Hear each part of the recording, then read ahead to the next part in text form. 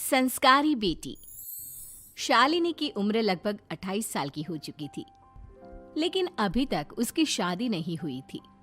शालिनी के mummy papa सरला और महेश जी ने कभी उसकी शादी के लिए कुछ ज्यादा कोशिश भी नहीं की। शाली मन ही मन चाहती थी कि दूसरी सहेलियों की तरह उसका भी घर बस जाए, लेकिन वो अपने मम्मी पापा से ये बात कहती भी तो कैसे कहती। माँ जानती है, मेरी सहेली है ना शीतल, उससे बेटी हुई है, बड़ी प्यारी बच्ची है उसकी। अरे ये तो बहुत अच्छी बात है। उसकी शादी भी तो 4 साल पहले हो गई थी ना। अब क्या करे बेटा, चाहते हैं तो हम भी यही है कि तुम्हारी शादी हो जाए, लेकिन कोई अच्छा लड़का मिलता ही नहीं। कोई बात नहीं मम्मी पापा, मैं जानती हूँ आप मेरे लिए बहुत अच्छा रिश्ता ढूंढना चाहते हैं, और अभी मेरी इतनी उम्र भी तो नहीं हुई है।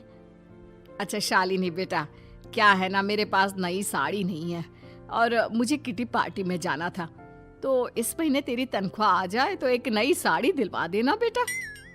और बेटा मेरा मोबाइल भी थोड़ा पुराना हो गया है, 6 महीने से इसी को काम में ले रहा हूँ। एक नया मोबाइल ला देना बेटा। हाँ हाँ मम्मी पापा।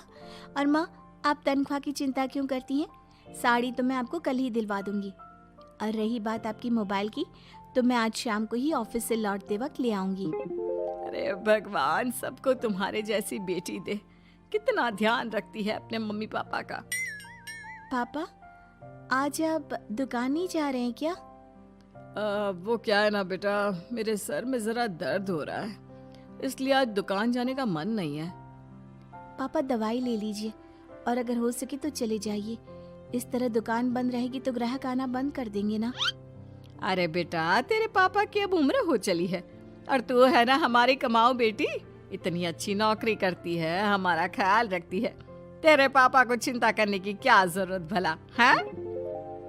ठीक है पापा, आप अपना ध्यान रखिए, मैं ऑफिस से लौटते वक्त आपका फोन ले आऊंगी। और माँ, आपकी साड़ी हम कल लेकर आएंगी। शालिनी के जाने के बाद क्या करे, शालिनी के लिए सच में कोई लड़का ढूंढकर उसकी शादी करवानी है क्या?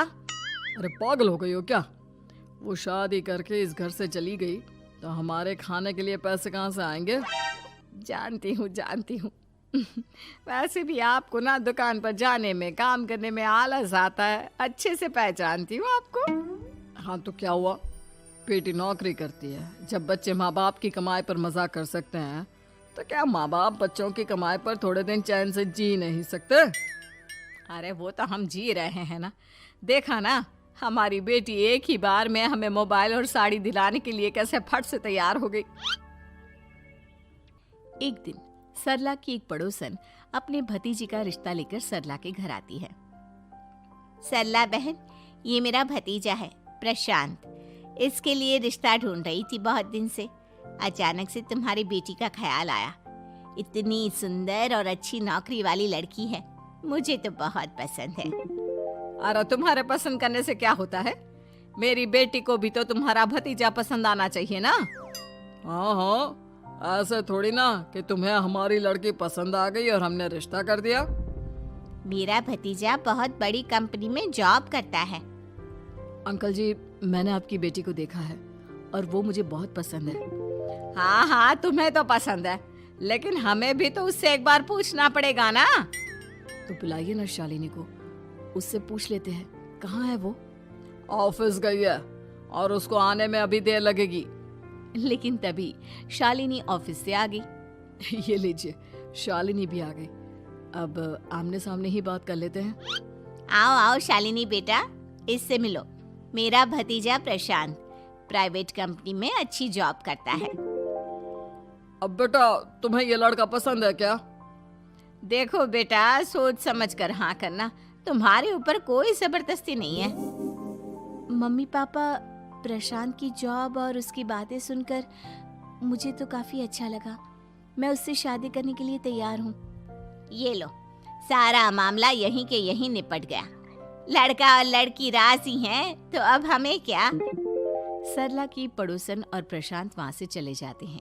अगले दिन, क्या हुआ मम्मी पापा, आप इतने उदास क्यों लग रहे हैं? वो क्या है ना बेटा, तुमने शादी के लिए हाँ कर दी उस लड़के के साथ। तो क्या हुआ माँ, उस लड़के में कोई खोट है क्या? आपको वो पसंद नहीं? अरे नहीं नहीं बेटा, जिसमें तुम्हारी खुशी उसमें हमारी खुशी। हमें भी लड़का पसंद है।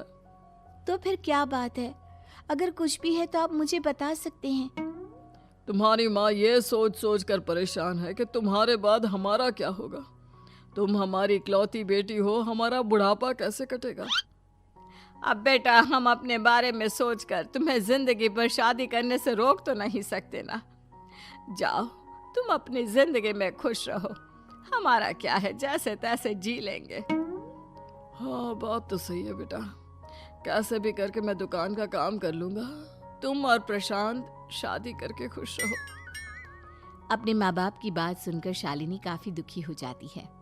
उसे लगने लगता है कि वाकई में उसकी शादी हो जाने के बाद उसकी माँ और बाप का ख्याल कौन रखेगा। और यही सोचकर वो एक दिन प्रशांत से मिलती है। देखो प्रशांत, तुम मुझे बहुत पसंद हो, लेकिन मैं चाहकर भी तुमसे शादी नहीं कर सकती। अरे क्या हुआ शालिनी? क्या तुम मेरी किसी बात से परेशान हो? नहीं नहीं प्रशांत, मैं अपने माँ बाप की इकलौती संतान हूँ। अगर मैं भी शादी करके घर से चली गई तो उनका ख्याल कौन रखेगा, उनका खर्चा कौन उठाएगा। तो क्या तुम सारी जिंदगी शादी नहीं करोगी? शायद नहीं प्रशांत, और अगर अपने माँ बाप के लिए ये भी करना पड़े तो इसमें गलत क्या है। प्रशांत की सारी बात जाकर सरला के पड़ोसन यानी कि अपनी बुआ को बता देता है। ये सरला तो बड़ी चालाक निकली। प्रशांत, वो अपनी बेटी के साथ खेल खेल रही है। कैसा खेल? आप क्या कहना चाहती हैं? अरे शालिनी बहुत सीधी और संस्कारी लड़की है, लेकिन ये सरला और महेश एक नंबर के चालाक। बुआ जी, आपकी बात सही है, लेकिन अपनी बेटी के साथ भला कोई क्यों चालाकी करेगा? वो तो मैं तुझे कल बताऊंगी। तो कल सुबह मेरे साथ शालिनी के घर चलना। और फिर अगले दिन। क्या हुआ सरला बहन, तुम्हारी बेटी ने तो शादी के लिए मना कर दिया। अब पता नहीं बहन जी क्यों मना कर दिया। हम तो चाहते थे कि बेटी की शादी धूमधाम से करें। हमारी तो बहुत इच्छा थी कि शालिनी की शादी प्रशांत के साथ हो जाए, लेकिन अब क्या करें, वही नहीं चाहती। आंटी जी, शादी के बाद मुझे अपने माँ बाप की बहुत चिंता रहेगी। उनका ख्याल कौन रखेगा, और इसलिए मैं प्रशांत तो क्या, किसी से भी शादी नहीं करना चाहती। अंधी हो गई हो क्या माँ बाप के प्यार में? पहले जरा अपने माँ बाप से सच तो पूछ लो। कैसा सच?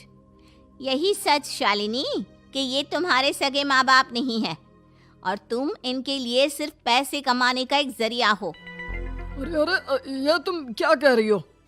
सच ही तो कह रही हूँ भाई साहब। अब सीधे सीधे अपनी बेटी को अपनी सच्चाई बताओगे या फिर मैं कोई दूसरा तरीका निकालूं? हमें माफ कर दो शालिनी।